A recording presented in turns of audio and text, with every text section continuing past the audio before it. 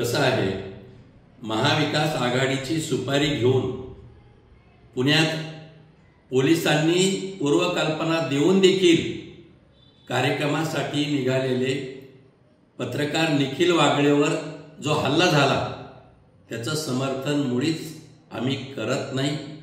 कायदा कोणी हातात घेऊ नये, त्यावर हल्ला करणाऱ्यावर कठोर कारवाई, त्याचे गुन्हे दाखल झाले।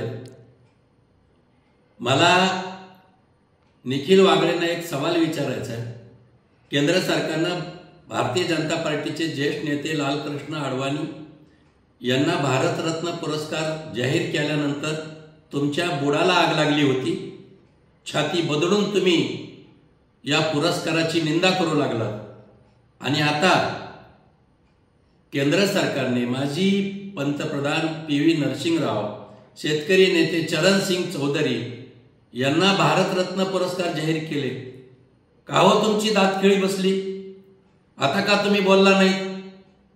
आणि म्हणून पत्रकारांनी आपली लेखणी चालवावी आणि राजकारणात जायचं तर जाहीर प्रवेश करावा। मी पण पत्रकार आहे, 30 वर्षापासून पत्रकारिता करतो, पण भारतीय जनता पार्टीमध्ये काम करतो। तुम्ही स्वतःला पत्रपंडित म्हणून घ्यायचं आणि एखाद्या राजकीय पक्षाची वकिली करायची, अशा प्रकारे संकट येणारच।